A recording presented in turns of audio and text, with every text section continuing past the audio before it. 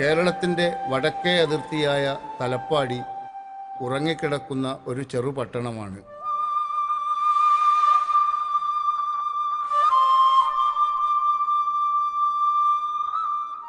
Check post, ചായക്കടകൾ, പലവ്യഞ്ജനങ്ങൾ വിൽക്കുന്ന പീടികകൾ, നിർത്തിയിട്ടിരിക്കുന്ന ലോറികൾ, അങ്ങനെ തികച്ചും സാധാരണമായ കാഴ്ചകൾ.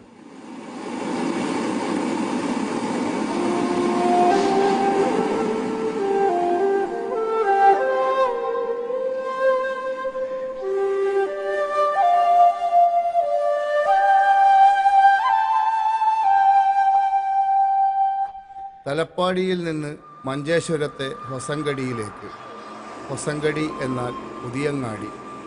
രാഷ്ട്രീയ കേരളത്തിന് അതിപരിചിതമാണ് ഹൊസങ്കടി. എല്ലാ രാഷ്ട്രീയ പാർട്ടികളുടെയും അഖില കേരള യാത്രകൾ തുടങ്ങാറുള്ളത് ഇവിടെ വെച്ചാണ്.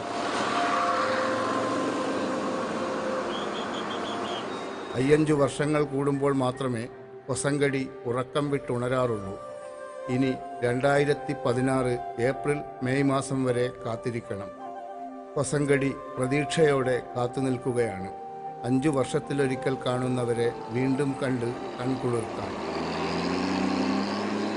തുളുനാടിൻ്റെ വിശ്വാസ വൈവിധ്യത്തിൻ്റെ നിദർശനമാണ് ജൈനമതത്തിൻ്റെ ശേഷിപ്പുകൾ. AD 3-ാം നൂറ്റാണ്ട് തീരുമ്പോഴേക്കും കർണാടകയിൽ പ്രചരിച്ച ജൈനമതം അടുത്ത 1-2 നൂറ്റാണ്ടുകൾക്കുള്ളിൽ തുളുനാട്ടിലുമെത്തി. തുടർന്ന് ഒരു സഹസ്രാബ്ദം ജൈനമതത്തിൻ്റെ പുഷ്കലകാലമായിരുന്നു. ഇക്കേരി നായ്ക്കന്മാരുടെ ആക്രമണത്തോടെയാണ് തുളുനാട്ടിലെ ജൈനമതത്തിൻ്റെ ക്ഷയപതനങ്ങൾ തുടങ്ങുന്നത്. മഞ്ചേശ്വരത്തെ ഹൊസങ്കടിയിലുള്ള ചതുർവാതായന ക്ഷേത്രം ജൈനമതത്തിൻ്റെ പഴയ പ്രതാപത്തിൻ്റെ ചിഹ്നം കൂടിയാണ്. ഞങ്ങൾ ചെല്ലുമ്പോൾ ഈ ജൈനക്ഷേത്രം അടച്ചിട്ടിരിക്കുന്നു. 4 ഭാഗത്തും വാതിലുള്ള ശ്രീകോവിലിൽ 4 ദിശകളിലേക്കും നോക്കിക്കൊണ്ട് ആദിനാഥൻ, ചന്ദ്രനാഥൻ, ശാന്തിനാഥൻ, വർദ്ധമാനൻ എന്നിവരുടെ കൃഷ്ണശിലാ വിഗ്രഹങ്ങൾ ഇവിടെയുണ്ട്. ഇന്ത്യയിലാകെയുള്ള 4 ചതുർമുഖ വാതായന ക്ഷേത്രങ്ങളിൽ ഒന്നാണിതെന്ന സവിശേഷത കൂടിയുണ്ട്.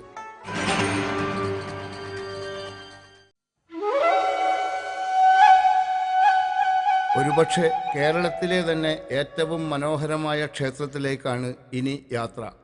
കുമ്പളയ്ക്കടുത്തുള്ള അനന്തപുരത്തെ ശ്രീ അനന്തപത്മനാഭസ്വാമി ക്ഷേത്രം.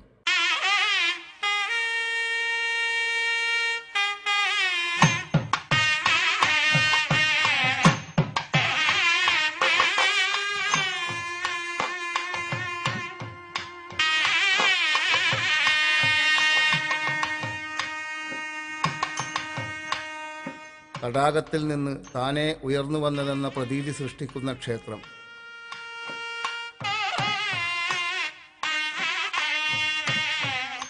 തിരുവനന്തപുരത്തെ കീർത്തിപെറ്റ പത്മനാഭസ്വാമി ക്ഷേത്രവുമായുള്ള ഐതിഹ്യപ്രകാരമുള്ള ബന്ധവും കുമ്പളയിലെ ഈ ക്ഷേത്രത്തിൻ്റെ പ്രശസ്തിയും പ്രാധാന്യവും വർദ്ധിപ്പിക്കുന്നു.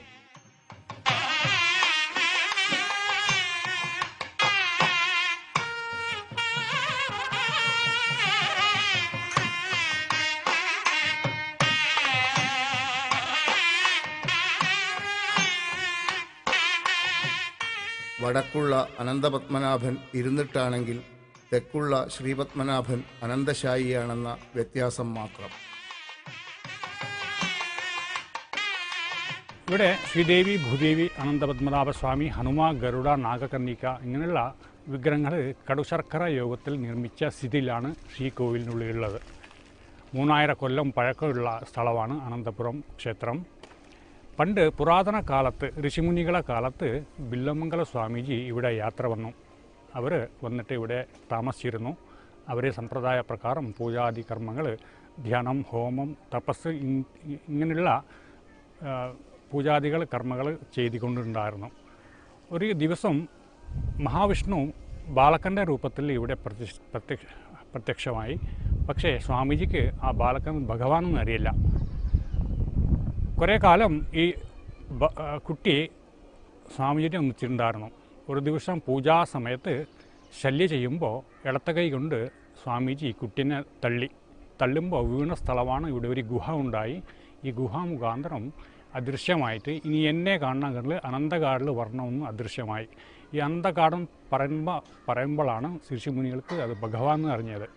ഈ അനന്തകാടം പറയുന്ന സ്ഥലം ഇപ്പോഴത്തെ തിരുവനന്തപുരം ക്ഷേത്രമാണ്. അങ്ങനെ സ്വാമിജി ഈ ഭഗവാനെ തേടി നടന്ന് അനന്തകാടിലെത്തുമ്പോൾ തിരുവനന്തപുരത്തെ ഒരു കാട്ടിൽ മരത്തിൻ്റെ ഇടയിൽ ക്ഷീണ രൂപത്തിൽ ഭഗവാൻ നിജസ്വരൂപം താളി കടന്നിരുന്നു. ഭഗവാൻ സ്വാമിജിനെ കാണുമ്പോൾ എനിക്ക് വിശക്കുണ്ടെന്ന് പറഞ്ഞു. പെട്ടെന്ന് അതേ മരത്തിൻ്റെ അടിയിൽ കിട്ടിയ ഒരു പഴുത്ത മാങ്ങ കഷ്ണം ചെയ്തു ചിരട്ടയിൽ കൊടുത്തു. ഇപ്പോഴും തിരുവനന്തപുരത്ത് ഉഷാപൂജാ സമയത്ത് സ്വർണ്ണ ചിരട്ടയിൽ മാങ്ങ സമർപ്പണ ചെയ്തിരുന്നു. ഇപ്പോൾ ഈ തിരുവനന്തപുരത്തെ നിധി കിട്ടിയ ശേഷം ഈ അമ്പലത്തിൻ്റെ പറ്റിയിട്ട് ഉള്ള പ്രശ്നത്തിൽ അവിടുത്തെ സ്വർണ്ണ പ്രശ്നത്തിൽ കണ്ടിട്ടുണ്ട്. തിരുവനന്തപുരത്തെ രാജകുടുംബം കൊല്ലത്തിൽ ഒരു ദിവസം ഇവിടെ വന്നിട്ട് വഴിപാട് നടത്തി പോവാറുണ്ട്. പണ്ട് പുനരുദ്ധാരണത്തിന് സഹായിച്ചിരുന്നു. പക്ഷേ ഇപ്പോൾ കൊല്ലത്തിൽ ഒരു ദിവസം അവരെ വകയായിട്ട് വഴിപാട് നടത്തി പോകുന്നുണ്ട്. ഗജേന്ദ്രമോക്ഷം പുരാണകഥയെ അനുസ്മരിപ്പിക്കും വിധത്തിൽ ഈ ക്ഷേത്രത്തിൻ്റെ തടാകത്തിൽ ഒരു മുതലയുണ്ട്. പേര് ബബിയ. ബബിയ ബബിയ ബാ ബാ ബാ ബാ ബാ ബാ ബബിയ ബാ ബാ ബാ ബാ ബാ ബാ.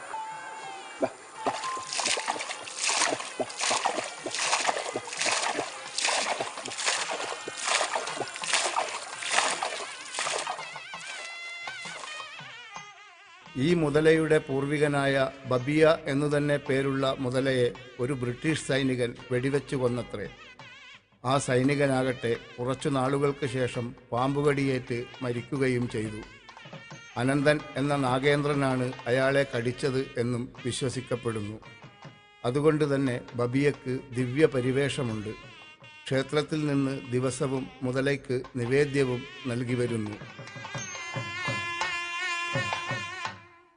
ക്ഷേത്രത്തിൻ്റെ ശ്രീകോവിലിനു മുന്നിലുള്ള മണ്ഡപത്തിലുള്ള ദശാവതാര കഥ ആവിഷ്കരിക്കുന്ന ദാരുശില്പങ്ങൾ തികവുറ്റവയാണ്. അജന്തയിലെ ചുമർചിത്രങ്ങളോട് ഒപ്പം നിൽക്കാവുന്ന രചനകൾ ശ്രീകോവിലിൻ്റെ ചുമരുകളിൽ ഉണ്ടായിരുന്നു. കുറച്ചു വർഷം മുമ്പ് വരെ അത് കാണാനും ആസ്വദിക്കാനും സൗകര്യമുണ്ടായിരുന്നു. ക്ഷേത്രത്തിൽ ബ്രഹ്മകലശത്തിനു ശേഷം അവിടെ പ്രവേശിക്കാനുള്ള അനുവാദം തന്ത്രിമാർക്കു മാത്രമായി. വിശ്വാസത്തിൻ്റെ പേരിലുള്ള അപരാധം എന്നു മാത്രമേ ഇതിനെ വിശേഷിപ്പിക്കാവൂ. ദേവറഗുഡ്ഡെ അഥവാ ദൈവത്തിൻ്റെ ഭൂമി എന്നായിരുന്നു അനന്തപുരത്തിൻ്റെ പഴയ പേര്. പ്രകൃതിയും ചരിത്രവും ഐതിഹ്യവും ഇഴചേർന്ന് കിടക്കുന്ന ഈ പ്രദേശത്തിന് ഏറ്റവും ഇണങ്ങിയ പേര്.